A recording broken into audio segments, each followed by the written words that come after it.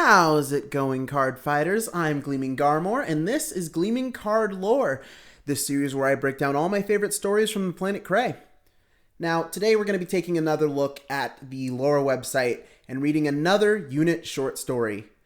This one is the second story, Chakrabarthi Divine Dragon Nirvana, Quickening.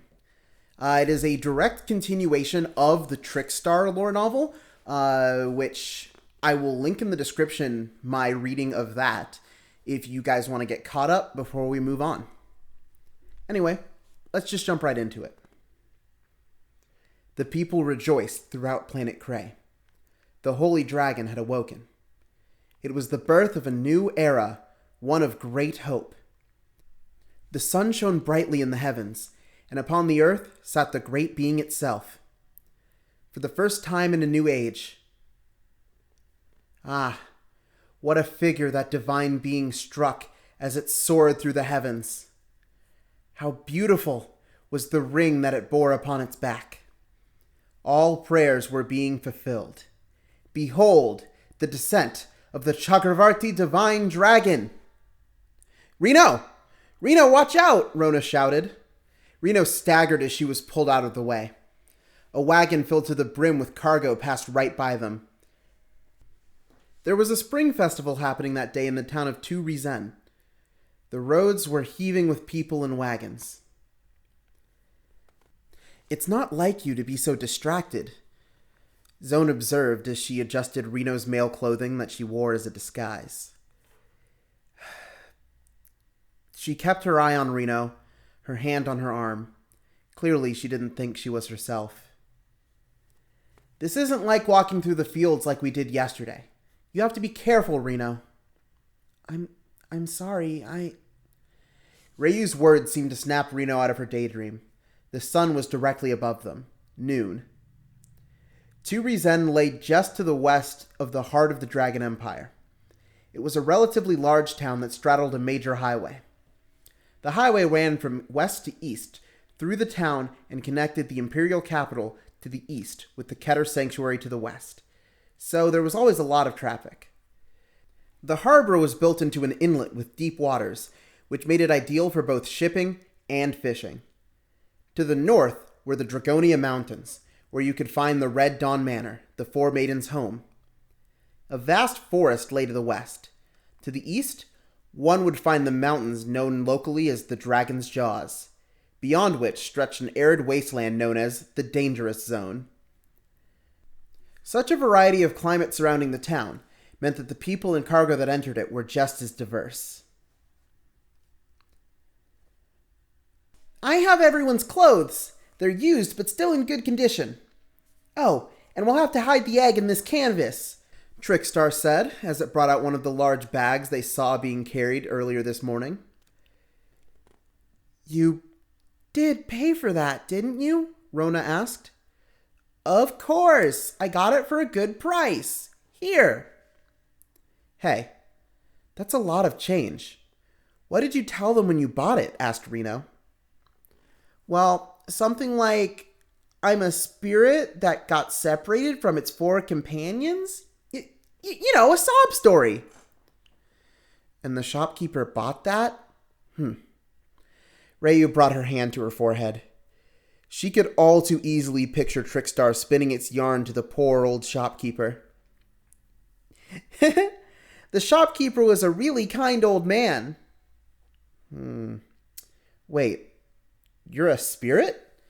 You realize spirits don't exactly just show up at the local store running errands, right? Chided Zone.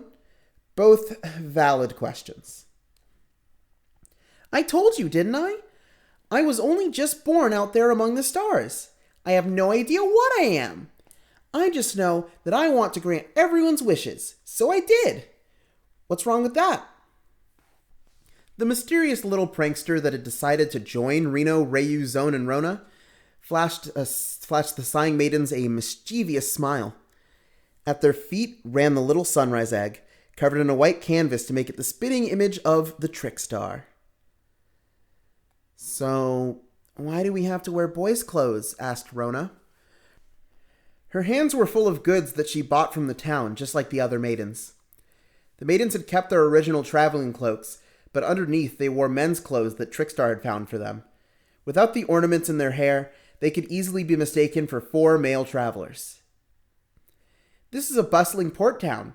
If you're going shopping amongst all these rough sailor types, a male disguise is the safest, or so I thought. The plan had backfired. Reno couldn't help but smile at everyone they met. Zone seemed to be the most comfortable in the men's clothes. Rona still somehow gave off a cute vibe, and Ryu looked as dignified as always. There was no doubt that they were a little out of touch with the world. Not surprising for 4 blaze maidens of the Red Dawn Manor. And with their 2 companions robed in white cloaks, Sunrise Egg and Trickstar, they were getting a lot of attention from the locals. "I'm sorry, everyone," said the Trickstar. It seemed disappointed in its own way. From failing to help the Blaze Maidens achieve their goal of, and I quote, discovering the truth of the world in as unobtrusive a way as possible. "It's fine. This is just the start of what will surely be a long journey. We're going to need as many sturdy clothes as we can get," Reno comforted the Trickstar, and Sunrise Egg jumped around at their feet, seemingly in agreement. "Thank you, Reno. This is the town square. You are going to the festival, aren't you?" Most towns had a spring festival around this time of year. Tu Rizen was no exception, with people from all around coming to enjoy the festivities. And, as people opened stores and stalls for the occasion, it made the whole town feel bigger. Huh? Oh, hold on. Reno noticed someone pulling on the sleeve of her cloak, and looked down to see a small girl of about 3 or 4 years old. She knelt down to talk to her. The child, dressed in light, summery clothes, would not let go of the cloak. "Are you alone? Where are your parents?" asked Rona. "Oh, she must be lost. Would you like some candy?" Zone lifted the girl up, and the girl clung tightly to her neck. "The crowd is so noisy, your parents probably won't hear you. Let's wait here," suggested Ryu. The festival seemed to start on its own. There were already people playing music and dancing in the square. The maidens smiled at each other. Festivals were at the heart of the Blaze Maiden's life. How could they not feel a little exhilarated? It was then that a sound rang out through the hustle and bustle of the festival. "What was that?" They all turned to the south end of the square at Reno's exclamation. There seemed to be a dispute over some cargo. "A fight?" asked Rona. But she was wrong. The maidens soon worked it out. A tall man in a blue cloak was persuading his underlings to rob a couple. They were already causing trouble. "Daddy! Mommy!"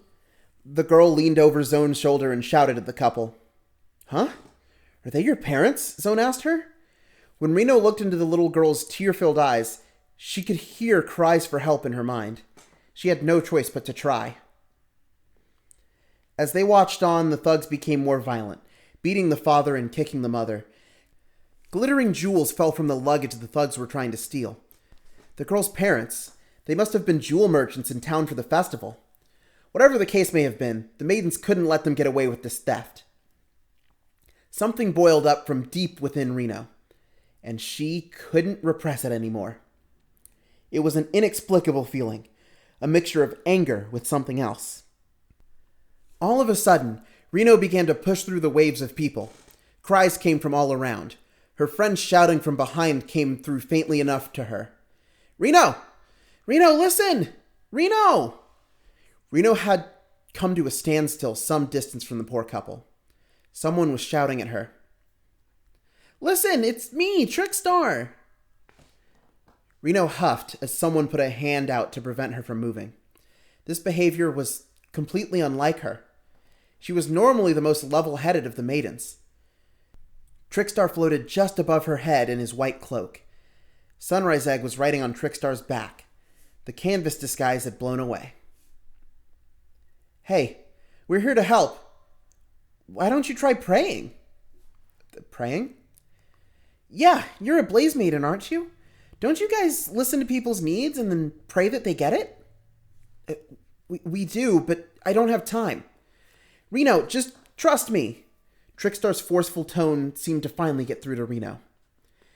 Reno put her hands together and started to pray. even as she got buffed about by the waves of people around her. Protect this little girl's parents. Let her smile again. They're calling for help. Please. The next moment, Reno's body suddenly felt lighter. Everyone around her shouted out in surprise. She began to float in the air, lifted up by a strong arm. Hey, Reno. That was a good prayer. I think I'm going to grant that wish. The voice that came from above sounded like Trickstar, but also like something else. Trickstar? Reno looked up and saw a huge, winged figure. I am Virina. That is the name that came to me as I formed. But I shall explain more later. Go! Virina leaped to the other side of the square in a single bound and swept the thugs away with a swing of its arm. Reno took Sunrise Egg, who was still riding on Virina's back, and chased down the man in the blue cloak. He was standing on top of a blue, tent-like structure set up in the square. Virina was protecting Reno. Reno was overwhelmed by the sense that she could trust him. Taking another person's property without permission is a crime. You must return all stolen goods to their rightful owner. What kind of highfalutin nonsense is that? I was only borrowing the stuff. Of course, I wasn't really thinking I would return. Hey, you're a girl. Reno hurried to straighten up her clothes. After rushing through the crowd and being carried by Virina, her collar had gotten loose.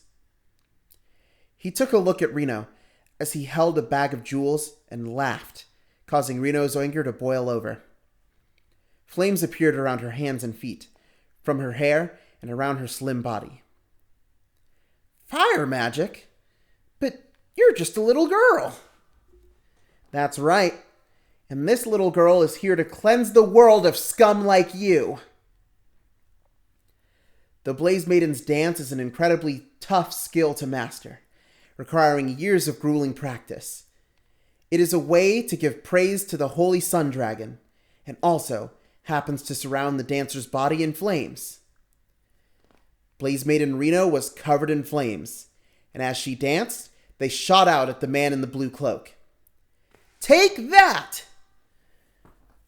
The man quickly jumped back to avoid the flames. Something now stood between him and Reno. The blue, tent-like structure he was standing in front of turned out to actually be a dragon. Protect me! Recruzel hate dragon!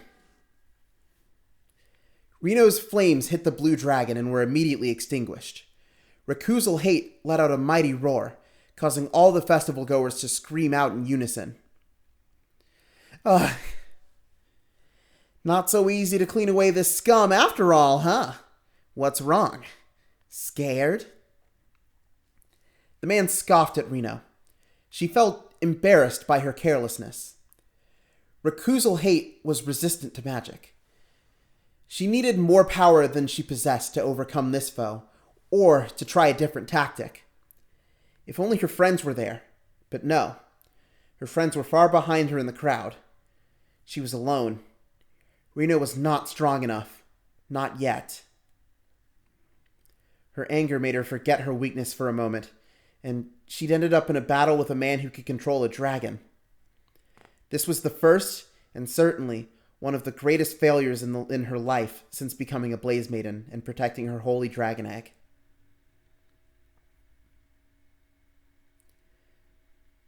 I know what you're thinking. You can't defeat me with your pathetic little flames. The man's words struck the shaken Reno. You can do it. Use everyone's wishes to fuel your flames. I know you can. Virina's words gave Reno courage. You're a clever little thing. I guess I'll have to take care of the both of you. Ha! The man in the blue cloak signaled for his underlings to reform around him, and then... Get out. The inaudible voices of the crowd in the square arose.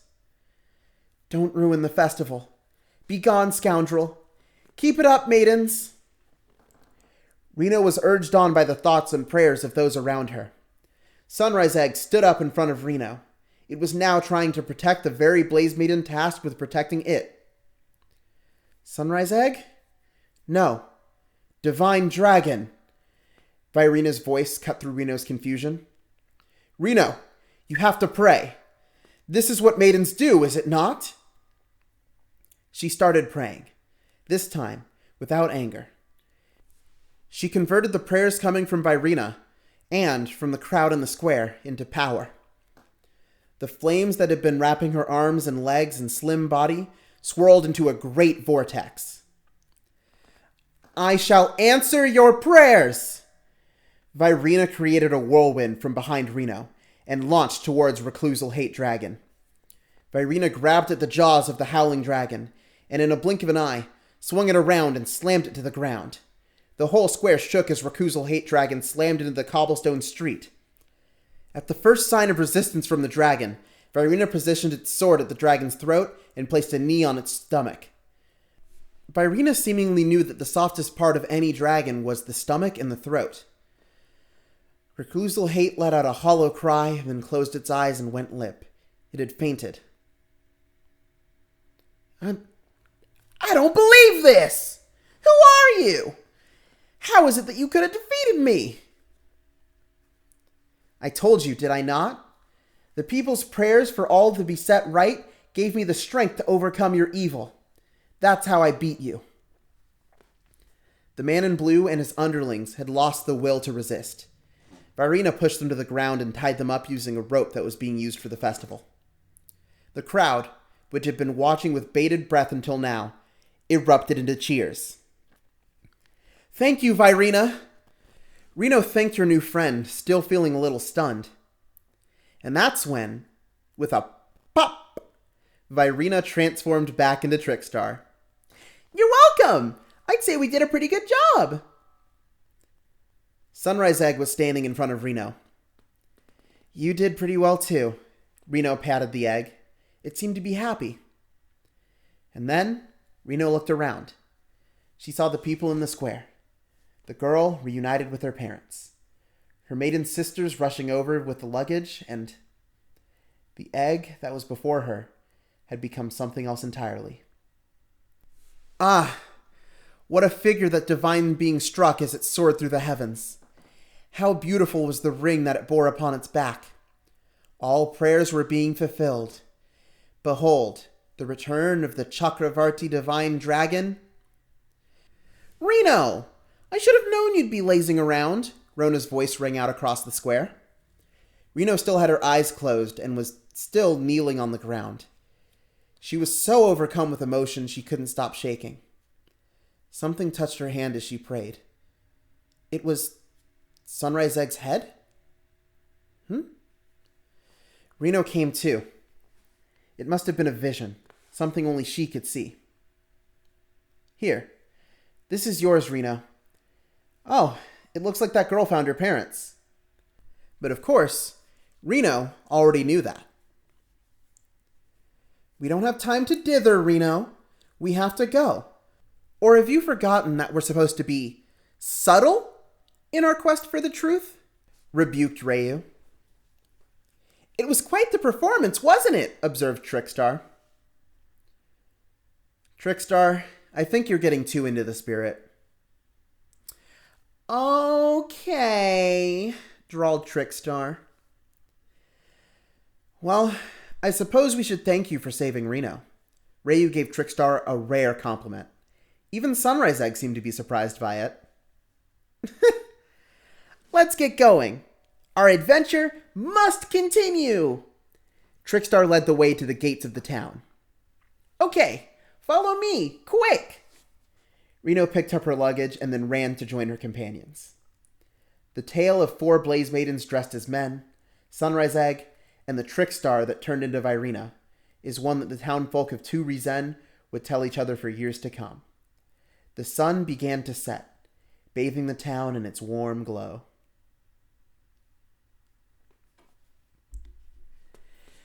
If you enjoyed this video and you want more like it, consider subscribing and clicking on my Ko-fi link and Patreon link in the description, where you can support me for as little as $1 a month. I really appreciate everybody who gives feedback, everybody who likes, shares these videos with their friends, anything like that. It's just so much fun making Vanguard videos, and ever since I started the Gleaming Card Lore series, I've gained an appreciation for the stories that these units tell.